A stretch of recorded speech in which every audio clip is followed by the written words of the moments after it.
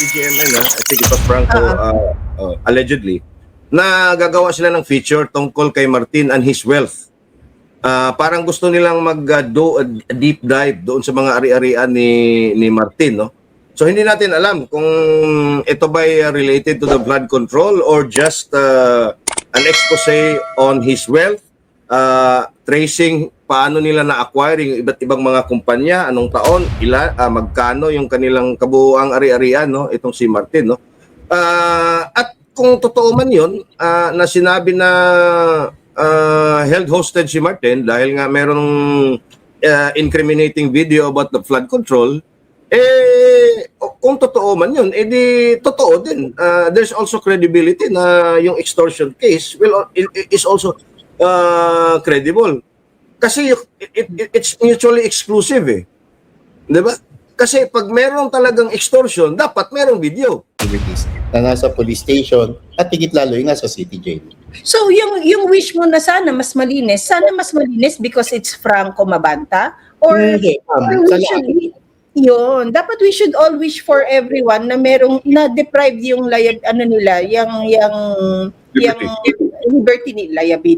liberty nila na kinulong ka na nga, wala kang laya, tapos wala ka pang dignidad sa loob. Tapos syempre, meron kang pagkakasalang pinagbabayaran, hindi sana maganda rin ang buhay mo sa loob kahit pa. Bakit pa, nakapasok ka na rin naman eh. Ay, hindi ko lang babanggitin kung saan yung area na pasok natin nun. Alam mo yung amoy? Yung sandali lang, hindi ako yung pinasok, Marlon, ha? Dahil may pinasya lang tayo, may dinalaw tayo. Baka sabihin, inilabas niyo ako eh. Sandali lang. Huwag mo naman. Medyo ano sa akin doon yung amoy. Ang kung tawagin nga, sorry sa termino, kung tawagin namin ng mga police reporter pa ako, amoy tao. Yung halo. Ano ba yung pinagsasabi ninyo dyan? Ipinasok, amoy tao. Iba na yung napaisip ako eh. Parang yung comment ni Mira Gamer, baka akalain nila pangalan ko yan. Ay, sorry. Oy, Mira, ako nagagalit sa'yo, CB. Parating na yung parcel sa'yo. Tingnan mo to, live ako, di mawawala ako ngayon. Malayo-layo pa. Pero let's remember, it was a warrantless arrest, no? And by law, I think, they only have 48 hours to detain him, no? Pag walang charges. Pero meron na... Alam ko arbitrary detention. Pero meron na kasing na-file doon sa DOJ, no? I don't know if he had already gone through the inquest proceeding because this is a bailable offense. Meaning to say, pag meron ng formal na nakasampa doon sa isang korte, pwede na siyang mag-file ng bail at makalabas na for his temporary liberty. Itong si Franco Mabanta. Sa tingin ko, kasi yung dinahilan ni Director Matibat kay Sir Jason kaya medyo natagalan din dahil hinalungkat pa nila yung mga dating kaso. At ang mabigat kasi ngayon talaga, ito problema to nung lahat ng mga nagkakaroon ng record sa NBI. Usually, pag nadedemanda ka, lalo pagka, kahit libel lang, sinushoot yung record mo sa NBI. So pagka kukuha ka ngayon ng NBI record, lilitaw doon. May hit ka, di ba? Ngayon, pagka may clearance na-dismiss yung kaso mo o acquitted ka, ibibigay mo ngayon yung kopya ng ng court clearance mo. Ang catch, hindi ko alam, sana ngayon, updated na ngayon yung NBI records, na sana pagka may ganon, i-update nyo rin sa database nyo para hindi naaabala ng gusto yung mga taong na-demanda at napawalang sala naman. Actually, naranasan ko yan, no, Marlon. Kasi nga, meron pa akong kaso noon. It took me 8 years, no, na ma-acquit ako doon sa aking grave threats and serious physical injuries na inabla ako. I was acquitted in February of 2024. So, nung a few months later, pumunta ako sa isang ahensya ng gobyerno na kailangan ng NBI. So, kumuha ako ng NBI clearance, no? At na-hit ako doon nga kasi nakasaad doon na I still have a pending case tapos need ang court clearance. Understandable naman noon kasi it was just siguro less than 2 months nung pumunta ako ng NBI, no? So I had to go and secure my court clearance and my acquittal yung desisyon para isubmit doon sa NBI. So, at tinanggap naman nila at na-release nga yung ano ko at na-stricken off na yung pag-hit ko sa NBI. So, Ano naman nila, ano yung court clearance, alam naman nila na authentic, may tatak ng korte, no? Ang issue lang ngayon, dapat pag may ganyan ng clearance na naka-electronic na. electronic na rin, and ang catch dito, hindi lang sa NBI records, pati sa BI. At yung BI. immigration na yun, NBI, nasa isang ahensya. So dapat, ang Justice Department, inaayos yan, katuwang yung DICT. Lalo ngayon, QR code lang eh. Lumalabas yung record, di ba? And lalo sa BI nga, sa BI, pag kukuha ka ng record, napaka-importante ng birthday. Kasi sa apelido, maaaring may kapangalan ka kahit legal name. Pero yung birthday, at tapos may namesake ka, bihirang-bihira mangyari yun. Sana, update at hindi maabala yung mga kababayan natin na alam naman natin yung iba na demanda dahil lamang sa harassment. Tsaka malink din yan dapat sana sa LTO, sa driver's license details ng isang tao. Tsaka sa firearms license. Tama rin. Yung nga, firearms license. So, dapat integrated na no? Yun ang tanong, bakit nga hindi integrated? Ngayon nga naririnig natin yung PH, yung egov.ph naka-down. 'Di ba? Dahil nga wala daw pambayad sa cloud services and things. Tapos yung integrated database ng bansa, hindi rin yung it was never successful for this country na mag-integrate ng database. Laging merong proprietorship na parang NBI is NBI's database alone, yung ganito, yung 'di ba? Parang saan nagkakamali at saan nagkakaroon ng problema? Budget? Bagay pa, dagdag na rin natin yung COMELEC para sa mga voters list. Ang isang problema dyan, iba yung priority ng gobyerno. Pangalawa, bakit iba yung priority ng gobyerno? Kasi wala silang pagkakakitaan niya, walang mali-maletang perang kickback dyan. At pangatlo, wala talaga. Walang sistema yung gobyernong ito para magtrabaho sila at tumino yung pag-govern nila sa kanilang departamento para na rin sa kapakanan ng mga kababayan natin. Supposedly yung universal ID, yung national ID system, dapat sana yun na yun, Kasi if you go to other countries, halimbawa sa Amerika, driver's license mo lang at saka yung social security number mo lang, nandun na lahat kaagad yung records mo, and even among our ASEAN neighbors at Asian neighbors, parang ganun din. Dito lang sa atin, you are required. Ang dami nating ID. Tama. Kaya Ibi, ako i-share ko lang sa Canada kasi minsan naging PR card holder ako Hindi ko lang talaga in-apply ng citizenship dahil mas gusto ko rito. Yung social security ID lang. Pagka pinakita mo lang yun, tapos wala pa nga ako napansin na may QR code ng PR ID ko o yung social security ID ko. Pero pag inano na nila sa computer, sa laptop, alam na agad na legit at alam nandun ang buong detalye mo, pati medical records mo nandun. Blood type mo. Medical condition mo. Health insurance mo.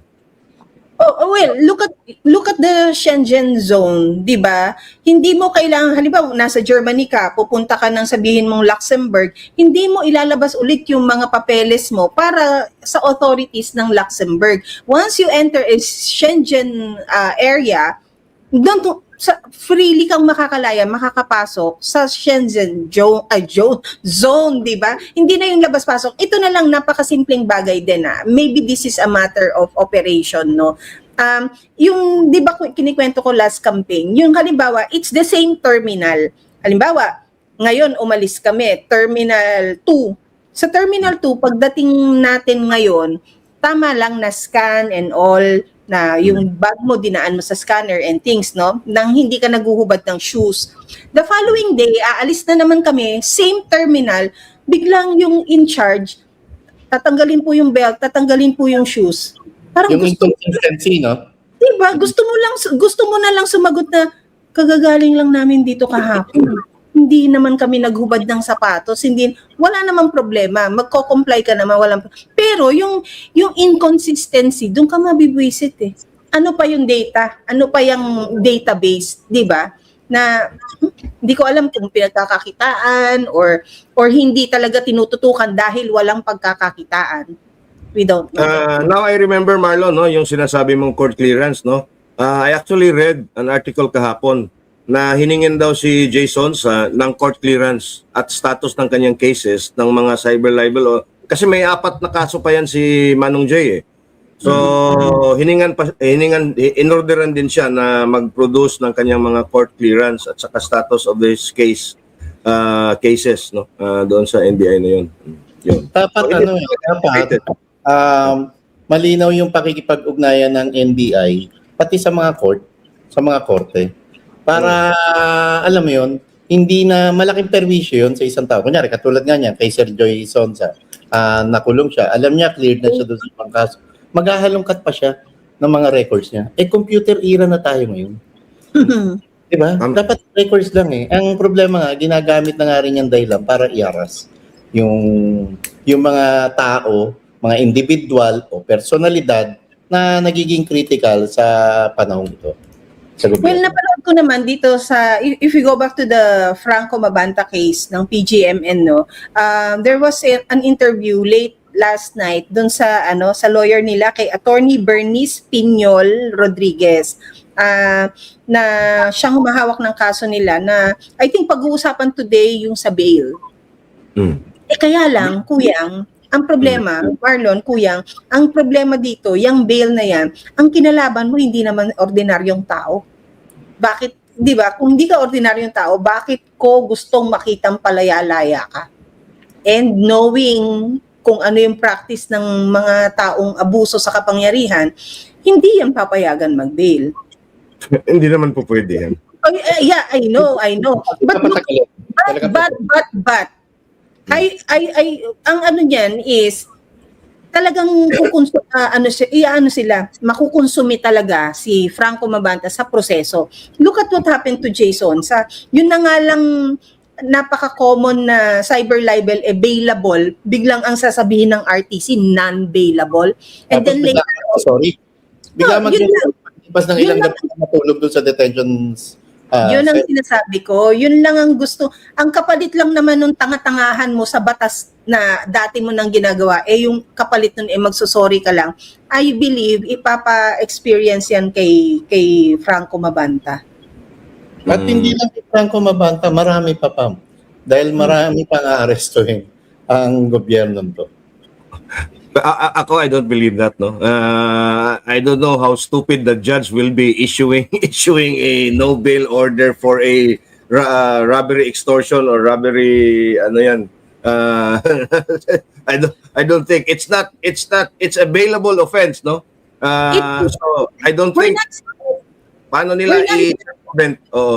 We're not saying it's not bailable, but what we're trying to say here is that they will delay everything that they can do to hassle these guys.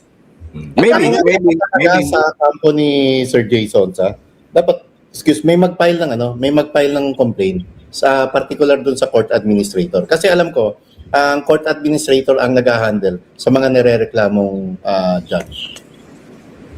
Court administrator ng Supreme Court. Yes. Pagpa-file kayo ng ethics complaint. Actually, hindi lang ethics yun. Diba? Kasi kapabayaan yun. Gross negligence yun. Isipin mo, senior citizen yung mama, then nakita naman natin katayuan. Maraming kaso pwede Maraming kaso masama at talagang inatake. Mabuti na lang. Hindi nangyari ang isang Sir Jason. And paano pa yung mga ordinaryong tao?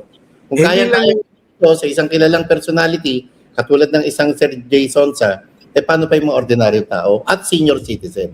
Hindi lang yung judge ang pwedeng kasuhan. In fact, even the NBI at saka yung law enforcement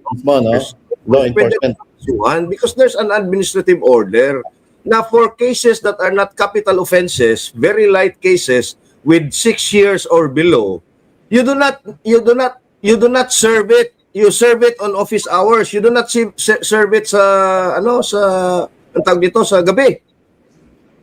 Yun nga sabi ko, kahit merong batas, hindi siya risk of flight. Hindi siya merong Supreme Court circular diyan. Ba't hindi sinunod? Bakit hindi sinunod? Siyempre, stuntman itong si Matibag eh. So, That's what I'm talking about. Who is handling the case of Franco Mabanta?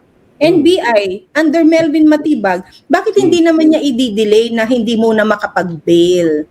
That's what we're trying to say here. Bakit hindi muna nila pa i-experience na maharas ka diyan sa detention facility na kung nasaan ka or do you really think na pagka dinelay nila ang purpose is to harass him? What if it's to, arrange something to follow the script? After na i-present nyo sa media, masyadong Baka merong gustong script. Si or Matibag. sige, wag mo na ilabas yan. okay, if you provide the script, that means to say, yung corruption na kinai-involvean ni Martin na ginawan ng documentary ng PGMN exists. Para sabihin ninyong may script na i-offer kay Franco. There is a post now circulating online, nakita ko, parang snippet of a post doon sa kanilang group chat, no? At yung group chat nga doon ay re-remove na, no? I don't know if it's authentic or genuine. Pero merong header doon na maggagawa daw sila ng feature. This is PGMN, I think it was Franco allegedly. Na gagawa sila ng feature tungkol kay Martin and his wealth. Parang gusto nilang do a deep dive doon sa mga ari-arian ni Martin, no? So hindi natin alam kung ito ba related to the flood control or just an expose on his wealth, tracing paano nila na-acquire yung iba't ibang mga kumpanya, anong taon, magkano yung kanilang kabuuang ari-arian, no? Itong si Martin, no?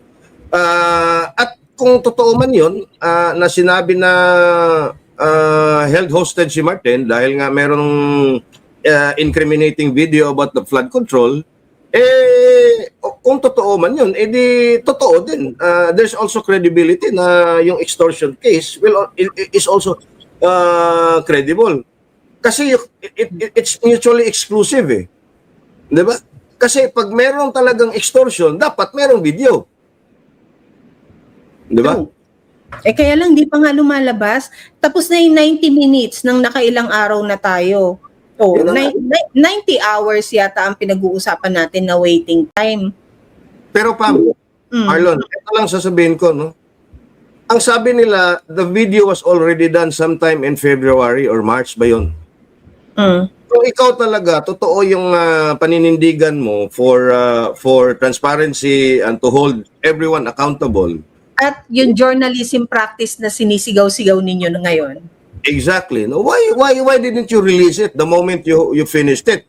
Kasi tingnan mo yung ako, I don't know Franco Mabanta personally, no. I'm just opining on what I saw. Tingnan mo yung kanyang letter before yung kay Rowena Guanzon na very very critical, very very harsh na criticism of the Bongbong Marcos administration. Franco Mabanta published this very long, elaborate letter as if asking for forgiveness kay Bongbong Marcos before niya na-release yung kay Rowena Guanzon. Meaning to say, bakit ka pa magsulat ng letter na iyon? No, kung totoong journalism ang pinapractice mo at ang binibida nila is independent media sila, no? 'Di ba? Ganon din sa kay Martin. Pag mayroong expose, bakit you have to sit on it for like a month and a half. Diba?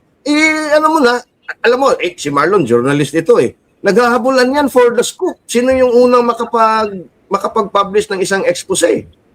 Bakit nagdidili-dali sila, no? Yun yung tanong. Ang tingin ko, una talaga, meron ba talagang video? Bakit pinapatagal? Tapos, baliwala naman yun eh. Kung ilalabas niyo yan, pag nakalabas na sa NBI si Mabanta, ang tingin ko rin dyan, kung meron ng video, baka yung gumawa ng video na yun, natatakot na rin. Natatakot, mahila sila. Pero meron siya statement, when he was arrested, nagpalabas na statement ng PGMN. Sinabi doon ni Franco Mabanta na whatever happens to him, no, whether legally or physically, he has ordered his people to release the video. Nandun yung sa statement niya, yung lang na-arresto siya. What is the extent of legally and physically? Ayun na nga eh. What is the extent para sabihing mailalabas yan? Yan ngang hindi ko mawari. Yan ngang nakuha ka na, napahiya ka na, napusasan ka, nasa detention facility ka. 'Di ba? Nasaan? Nasaan yung video? Kasi sabi mo you're innocent. You were just set up. You were just framed. Hindi ilabas mo. Because again, in most cases involving in extortion, cyber libel, and everything, truth is always the ultimate defense. Correct. Wala nang dahilan para magpatumpik-tumpik ka pa eh. No? Wala nang dahilan para magdalawang isip ka na ilabas yan. Higit lalo, dun sa pinakahuling pahayag mo na may ilalabas kayo. Kaya ngayon, hinahanap yun ng mga kababayan natin. Nasa na? Sige. Baka ang deal niya ngayon is hintayin ko munang makalabas ako. Tapos ilalabas ko. Hindi nga natin alam kung ano nangyayari sa loob o pinag-uusapan ninyo sa loob. Kaya nga, Hindi sinasabi ni Kuyang Ibi na baka may script. Kaya nga Magkaroon ng aregluhan, o sige, tutuluyan ka namin pag nilabas mo yung video na yan. Or kasi, posible naman, eto sa pantahan lang natin posible naman, o sige, wag mo nang ilabas yung video na yan, isasampa namin tong kaso, pero gagaangan na lang namin. Hanapan, by technicalities, madi-dismiss tong kaso na to. And then still not release the video. Yes, in exchange. Di wala kayo. Phony nga kayo. Kaya nga, if he releases the video, whether it's edited, whether it's not edited, whether they're raw files, if he releases the video after his confinement with the NBI, suspicious na tayo sa kanya at sa video na yon. Wala na yung wala na yung element of authenticity kasi nga you were already under extreme pressure and coercion doon sa pagka-aresto sa iyo. So, yung credibility ng video na yan will now be put into question. 'Di ba? Kasi tainted ka na eh. Ilan ba yung nagbumaliktad na yung mga testigo nga sa mga high profile cases nagre-retract nga ng kanilang mga sworn statements eh. Ikaw pa na lang tong sa'yo, robbery lang ito eh. This is actually robbery by extortion, robbery with extortion, parang ganun. Yun na nga, yan yung aabangan natin, no? And what's your take na kailangan bang ma-implicate si CJ Hero o hindi? Just because she was the one who I think hosted the documentary. Una, maraming umaasinta kay CJ Hero. Maraming nanguurot kasi marami naman siyang nabanatan. Yun yung yun yung problema pagka ikaw naging critical ka sa ilang grupo, ilang tao. Pag ikaw na ang sumabit, marami nang sasawsaw dyan para paypayan naman na makasuhan ka. Pangalawa, kung part nga doon sa 90-minute video si CJ Hero, maaaring isa siya sa tumututol para hindi ilabas yun, para hindi na siya madamay. Lalo, nagsabi ng NBI na partly may kinalaman si CJ Hero dun sa pang-extort. Just because she was a talent? Actually, yung in fairness to Matibag naman, sinagot niya yung katanungan na yon, no? Kasi meron ngang nag-circulate na nandoon yung pangalan ni CJ Hero, no? So, clarify ni Matibag yan kahapon. Sabi niya, kasi ang nag-file, ito pa very interesting, Marlon at pa mga kababayan, no? Tingnan nyo ang subject ng extortion is Martin Romualdez. Okay? Pero yung nag-file ng kaso, ng complaint doon sa NBI is not actually Martin Romualdez. Kanyang representante lang. 'Di ba? Isang nagngangalang parang Nokon ata yung apelyido, no? At doon sa complaint na iyon to the NBI, nandun yung pangalan ni CJ Hero. Pero sabi ni Matibag, si CJ Hero is not among those who were filed cases. Kasi wala siya doon sa entrapment eh. Si Franco Mabanta lang at yung 4 na kasama niya. So siya lang yung pinailan doon sa DOJ. However, si CJ Hero daw, sabi ni Matibag, is a person of interest. Kasi nga nandun sa complaint yung pangalan niya. At nung nakita nila yung preview daw ng video na yon, which is about 3 minutes long daw, si CJ Hero ang parang nag-host, no? At sinupina daw nila si CJ Hero for a clarificatory hearing. No, so ito ang sa tingin ko dapat mag-attend si CJ Hero with her counsel and follow the rules, no, at yung ginawa, tingnan mo yung ginawa ng mga 18 Marines with Attorney Baligod, pumunta sila sa NBI. May parang some sort of a preliminary investigation, and then eventually the NBI will now resolve whether to include CJ Hero doon sa kaso sa DOJ or file a separate case against her. Oh, at least, di ba kasi parang, they will, tama ba, court order pa para mabuksan yung mga cellphones nila? Para nila? Para A warrant of seizure and search for electronic devices, something like W. Let's say yung Yung clearance muna. Yeah. para That's yung why- GC mabasa, no? Yeah. O doon, pag nakita nila doon sa exchange nila, doon sa GC na yon na meron talagang, sige, gagawin natin. Kagaya ng mga nagsisikalat nga na meron akong ganitong idea, gawa tayo ng wealth documentary about Martin, blah, blah, blah. If within that conversation, merong, tapos, let's say, Franco, you go to them and say na you will not release it until they pay us this much, blah, blah. Kung makikita nila yon. But if it's just mere story conference amongst anchors kung paano nila gagawin, ibang usapan 'yon. Kasi may material eh. And we do that, Marlon, sa may story conference kami every day, weekly. So pinagdidebatihan namin let's say ano yung hot issues ngayon, how do we stretch it sa week na yon, ano ang angling, ganyan. Baka ganun lang. But again, syempre, kung merong media or nagpapakiwari na media sila, tapos ang negosyo ganyan, dapat ma-down yan. Yun lang naman. Kung ano ang tama, doon tayo sa tama. Di ba? Sige pa. Going back doon sa sinabi mo, Kuyang, na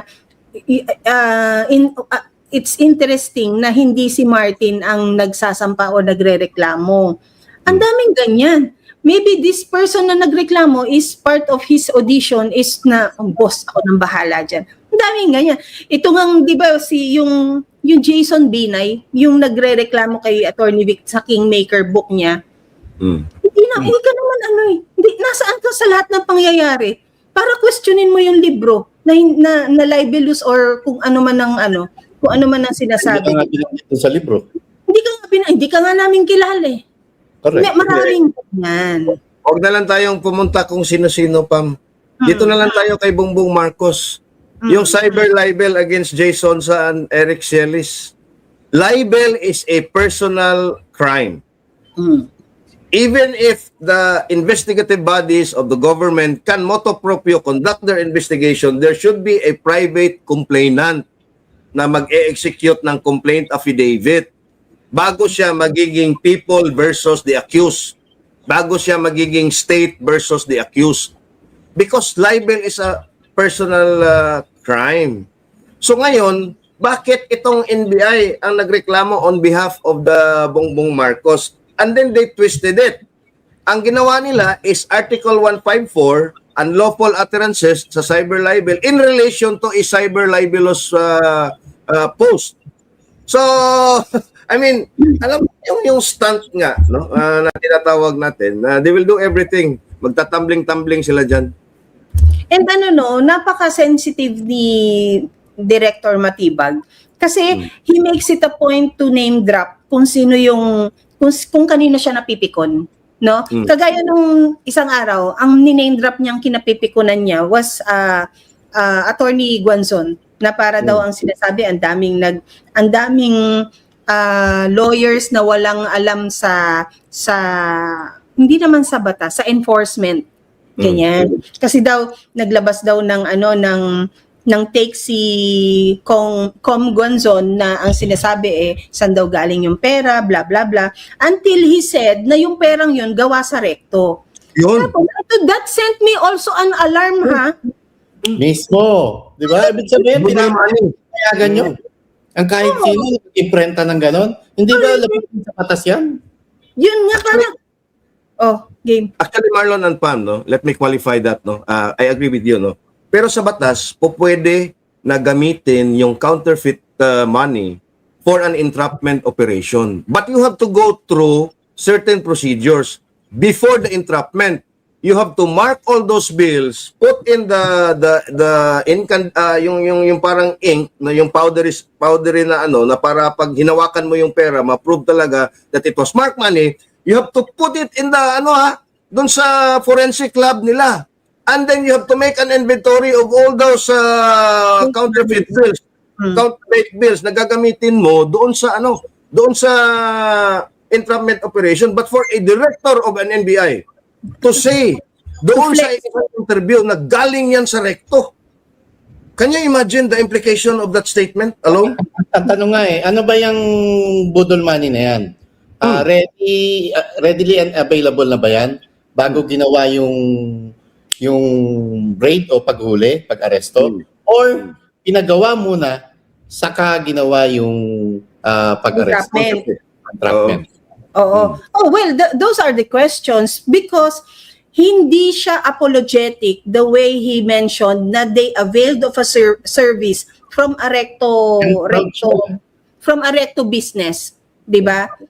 And kuya, ang recto, nag-aral ako diyan sa UBELT. Daanan namin ang recto. Lahat ng pwedeng gawin sa recto, kayang gawin sa recto. Kasi Pam, no, it's one thing for a government enforcement agency to use counterfeit bills on an entrapment or buy-bust operation. It's a whole different story for somebody who printed or who made those counterfeit bills. Because it's a whole different, it's by law, it is even yung pag-photocopy ng bill sa isang colored copier, it's criminal. It's criminal already. Now, saan galing yung counterfeit bills na yon? Galing ba yon sa kanilang evidence room? Or meron na ba silang nakahanda, sabi ni Marlon? Yan sinasabi ko, kung available na ba yan noon pa. O nagpa-imprenta pa lang dahil para lang maigawa tong entrapment operation na to. O dapat kasi ang tama ba? Dapat ang printing is for the purpose of a specific case that you're handling. Yes. Yes. And it should be those money na counterfeit, naka-record yan na ginamit ito for this specific case. Na hindi, can you recycle and use it for another? Pwede yan, pero you have to go through the forensic recording. Si Marlon alam ito eh. Kasi nga, kaya nga maraming natitibag na mga drug cases, especially on buy-bust. Because ang napaka-stricto ng batas, ang tawag dyan is chain of custody of the evidence. The evidence provided should be recorded. Sino ang naghawak, kailan, serial numbers, even the serial numbers of each bill. Usually kasi, Pam, ginagamit ang budol money pagka may entrapment operation o kaya may yung sa drug pass, di ba? Tunay na pera sa harap. Sa likod, tunay na pera. O kahit ang mga, lalo kung dati mga 100 pesos, 500 pesos, so kakapal na. Usually, yung papel. Sa gitna. Papel, so nasa gitna. Kaya nga budol eh. Usually, kaya pag tinignan mo yan, sa presentation, pagka sa operation na, tinignan nung subject person na hulihin mo, kala talaga pera. Pero to, kung ang lahat na yan inimprenta, may problema tayo. May problema ka, Director Matibag. Ang sabi ni Matibag, Marlon, in fairness to him, inadmit niya na yung nasa gitna lang daw, yung parang papel lang. Pero totoong pera daw yung nasa taas at nasa baba. I don't know how to because we did not see it. Kaya nga, saan nga papasok doon? Saan papasok doon yung nagpa-imprenta ka sa recto? Sa recto. Na kailangan magpa-imprenta sa recto. At sino sa recto? Big sabihin, talagang kinukonsinti nyo sa recto at ina-advertise mo pa na sa recto pala pwedeng magpagawa ng peking pera. Yun. Kasi Marlon, when you say na isa-sandwich mo yung real money tapos budol money na yung gitna, di ba? Sa bundle. So dapat ang makikita mo sa bundle, kung papel lang yun nasa gitna, should the papel still look like a money? Or puti na lang siya kasi Kasi hindi mo naman mapapansin yan, Pam, lalo kung nakasil ng plastic. Nakasil ng plastic.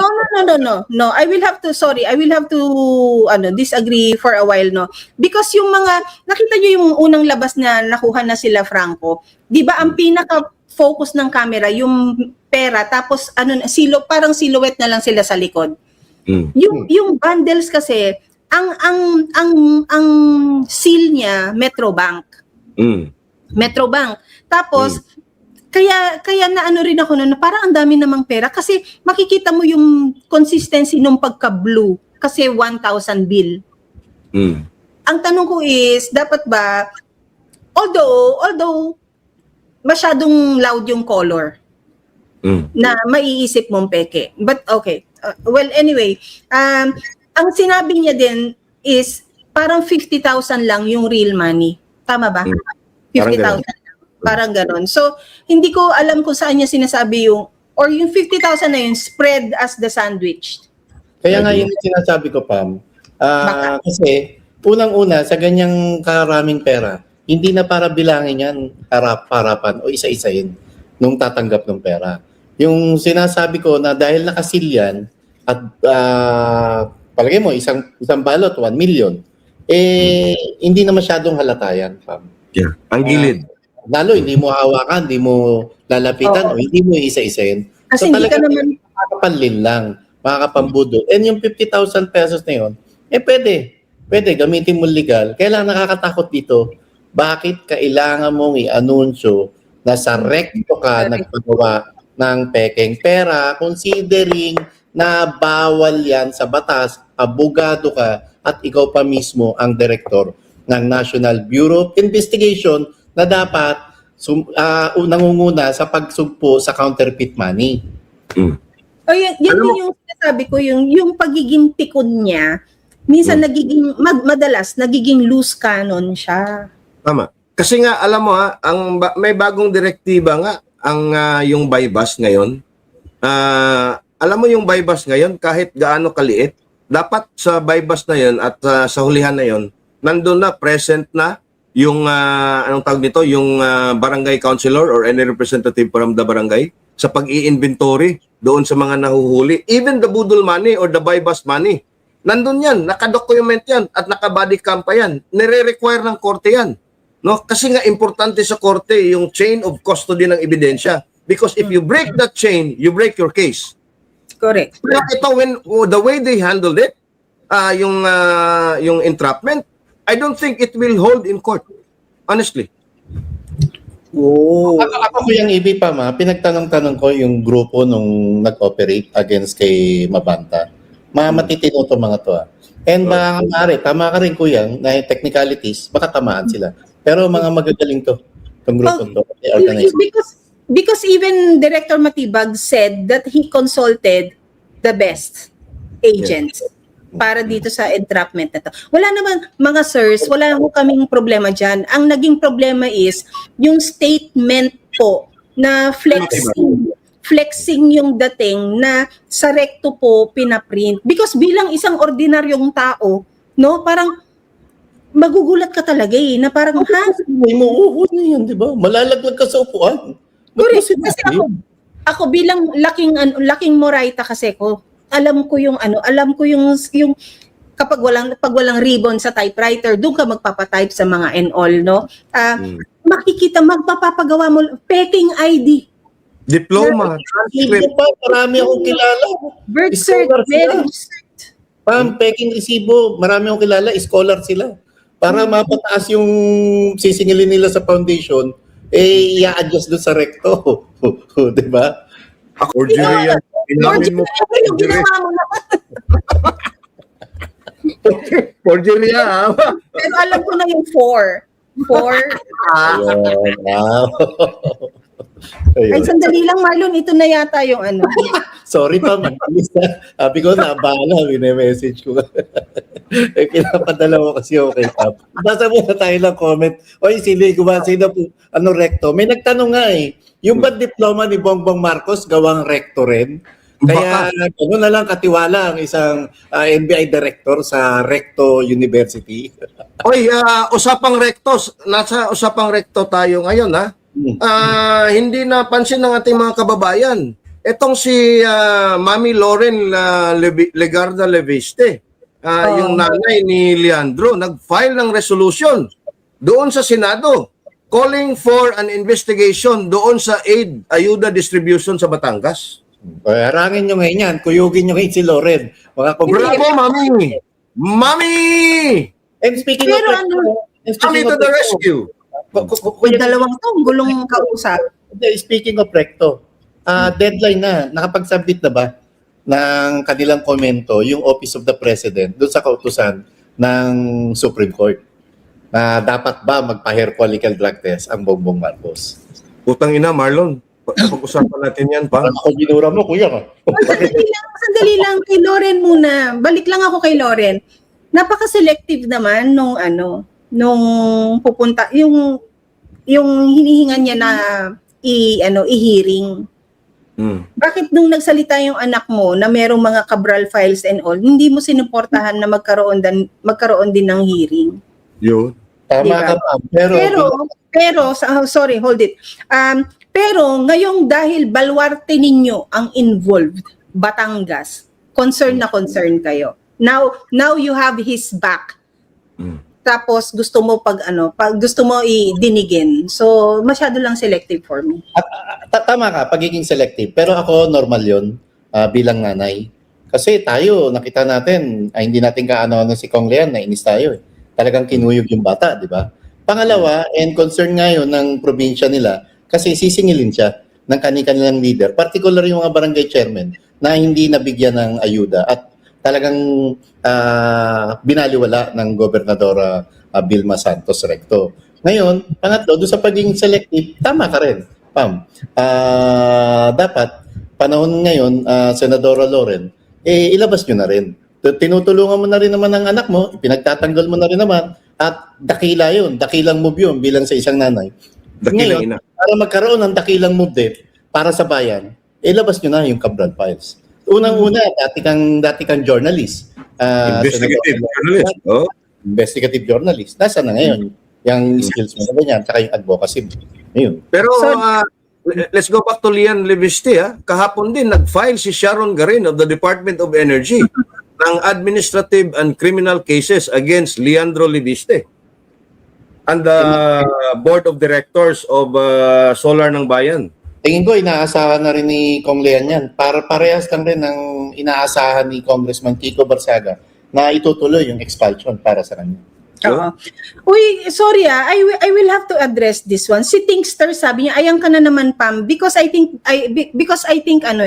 yung Ano? yung kay Lian na selective, barado agad sa'yo Hindi niyo po ba narinig yung argument namin? Yeah. At saka normal dito yung kakasapawan, normal din yung... Ang hilig yung ang hilig din yung... Ang lakas mo makaputang ina ka. Hindi alam niyo bakit? Minsan intense o minsan nagmamadali kaming ibato yung idea namin. Kasi minsan nakakalimutan namin. Ako yun from my end. Yun nga kasi lagi yung sinasabi ko sa inyo. Ako nilalaban ko na matapos ko muna yung sasabihin ko para kapag iba na yung sasabihin mo, hindi ko ibabalik yung sasabihin ko. Kaya ko ilalabanan na wait. Diba? Kung na-offend kayo, paano kaya sa tingin nyo kaming tatlo? Ha? Nakikipanood na lang kayo Yung sinabi niya kasi selective yung selective comment mo. No, parang na-offend siya na parang tinira mo si Lauren for what she did, no? Parang ganun ang hindi mali o tama? Selective o hindi? Actually selective. Meron ba akong nilatag na argument para i-depensahan yung sinabi kong selective siya o hindi? Di ba inilatag ko na nagkaroon din ng kaso yung anak niya na merong mga Cabral files, pero we didn't see a Lauren Legarda behind her son's back. Walang ganun. Di ba? Walang ganun. Oo, pikon ako sa'yo, Tinkster. Gigil mo. Di lang kita ma-block dahil na kay Ibig eh. Kaya, ang daming naglipatan sa channel ko. Sabi nila, dito na lang ako manonood kay Ibi, hindi nang bablock. Oo nga, sa totoo lang. Sa susunod din na kita papayagang i-ano to. Dito lahat centralize ang blocking. Yan. Oh, di ba? Pinastem si Ibig. Ano, okay na tayo kay Lauren and Kong Leon. Yung Monday, Pam. Balikan ko yung Marlon, yung hair follicle drug test. Okay, Hindi sige. Hindi kaya gawa rin sa Recto yung kanyang negative na test result in 2021 ni Bongbong Marcos? Ay, COVID noon. COVID nun, sa kinonfirm ng St. Luke's, di ba? Kinonfirm nila. Kinonfirm din yan. Tsaka COVID noon. Tsaka sarado yung tindahan ko noon eh. Sarado yung tindahan ko noon, di niya ma-avail. Bago tayo matapos, iisa yung information natin, Pam, yung inano mo sa GC natin, sa group chat natin, na kasi kahapon yung the information ko may nakatutok, hindi yung FLR, hindi na FLR eh. Ombudsman case, yung posibleng karapin nila. Meron din pala talagang perang involved. Yeah. Di umano. 5 million pesos cash. Di umano? Di umano. Yung dadagdagan yung MOOE. Yes, Hindi lang dagdag sa MOOE a month. Merong outright 5 million the moment you sign it. Signing bonus. Yes. Bukod sa 5 million pesos cash na makukuha mo, signing bonus, meron kang additional na 3 million pesos para sa MOOE mo. Tapos, maliban doon, meron ka pang 150 million pesos worth na project. At kung Parang ayaw maliit yun. kaso, Parang maliit yung 150 million na project, no? Ganon din yan last year. Existing ka, Ah. kung existing ka, hindi magagalaw yon. Ngayon, kung wala ka, dahil ordinary kongresista ka, hindi ka malapit sa kusina, magkakaroon ka outright. Uy, di ba? Pero mind you, yung 150 million are soft pork. Hindi Yes, yan mga ayuda yan. Ang dali sa corruption diyan. Tama. So kaya nagsabi si Redon na meron na daw silang 215 signatories. Yeah. Pero very interesting kasi yung 215 katulad din yan it's the same figure. And ang rito, naniniwala ako, merong senator judge magpapatawag ng mga senador, mga congressman, para iparecite sa kanila kung gaano nila naiintindihan yung articles of impeachment. I hope Sa Senado. Ang inaay nila na maging impeachment manager is Kiko Pangilinan na. anong impeachment manager? Administrator. Administrator. Ang sinasabi kasi nung article, hindi ko naman inimbento yun, guys. Pinanood ko rin. Ang sabi that they're eyeing Kiko Pangilinan as the impeachment manager in the event of a trial against Vice President Sara Duterte. When you are an impeachment manager, dun pa lang kasi ako papasok you become the de facto majority leader to ensure orderliness of the trial. Tama. Para kang clerk of court dyan Yeah. Ganun yung So, Tama. Kung de facto majority leader ka, ikaw lang naman kukumpas ng flow Yeah. Pero pag kami magre-raise ng kanilang hands para sa manifestation o sa question ng hindi manifestation ng senator judge o may manifestation sa defense team, yung de facto majority leader ang kukuha lang, ang magre-recognize sa'yo.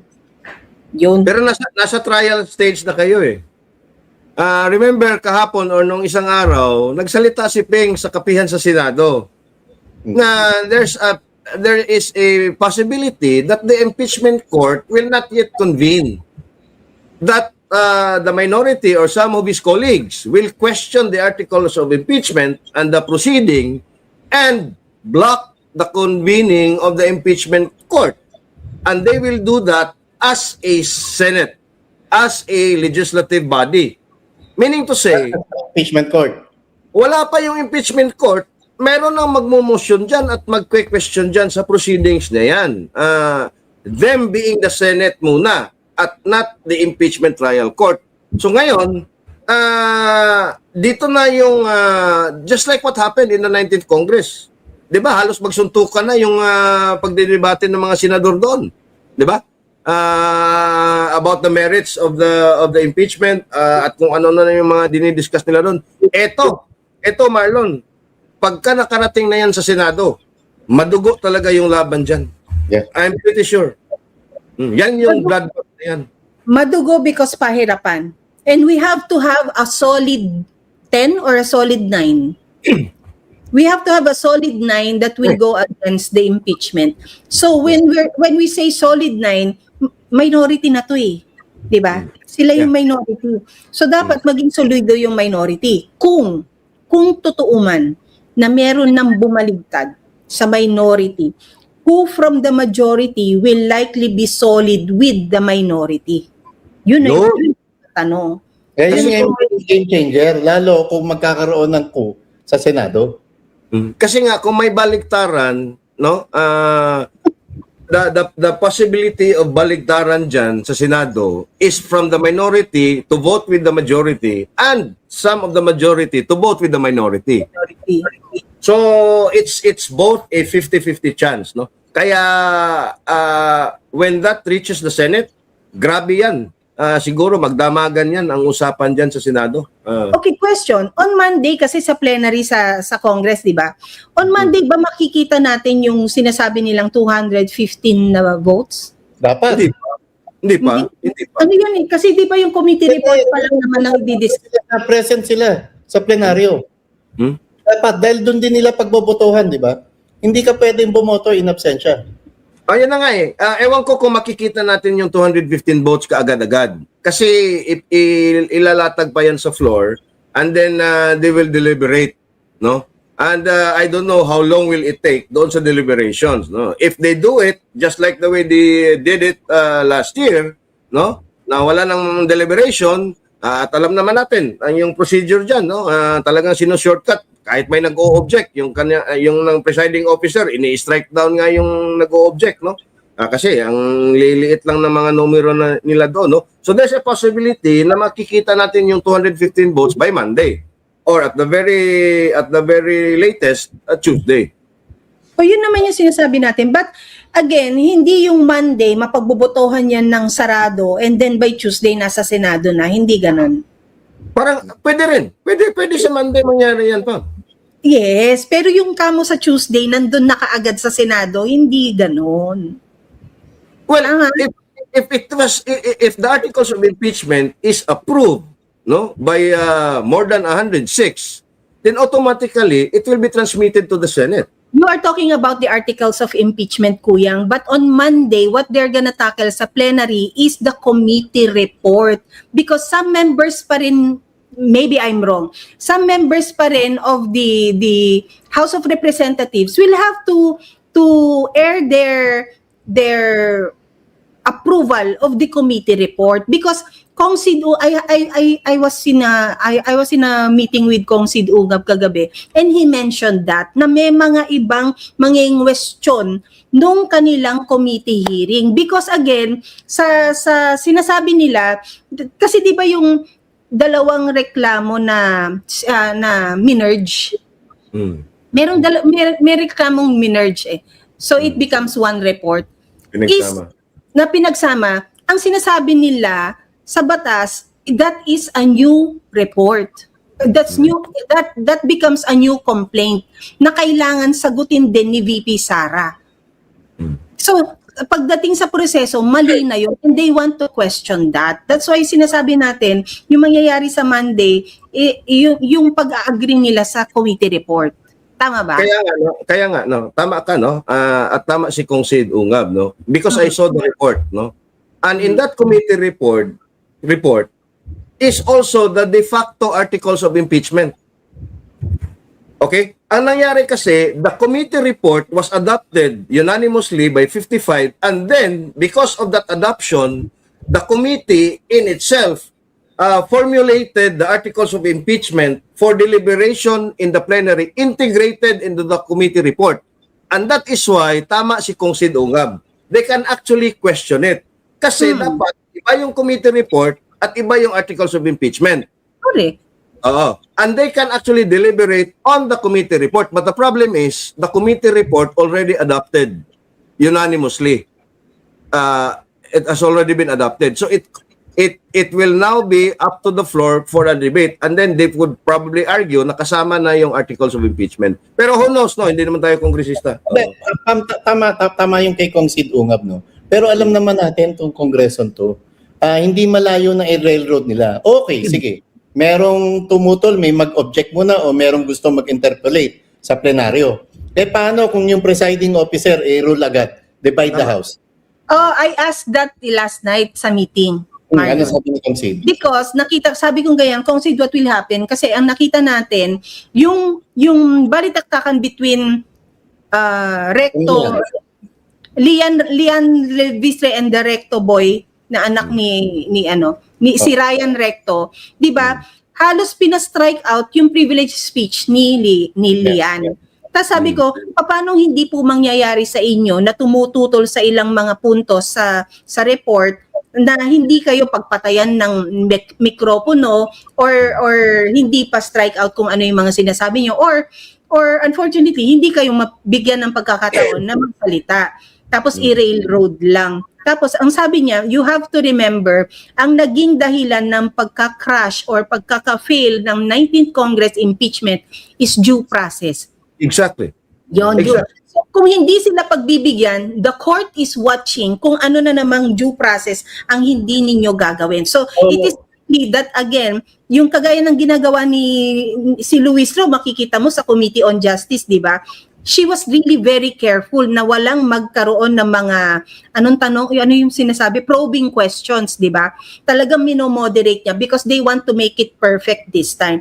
And that is the same case pagdating sa plenaryo sa Lunes. So hindi ubra na i-railroad ito sa plenaryo? Yun, hindi daw uubra. Kaya nga tinanong ko, so hindi po likely na by Tuesday nasa Senate na. Tapos sabi niya, imposible, hindi mangyayari. Okay. Okay. Yun. If they don't have, I'm sorry to disagree with Kong Sid, no? Kasi it seems to me na talagang they will do everything to do that as quickly as they can para hindi na nga maasil. But if you listen carefully to the statements of Ping Lacson, ito yung ano niya, because he is welcoming the possibility that the Supreme Court or people will go to the Supreme Court questioning the process doon sa Senado na mismo.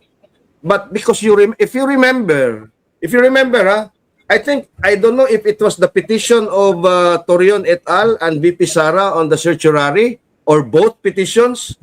In that petition, questioning the constitutionality of the impeachment proceedings in the 20th Congress, sinama nila ang Senado.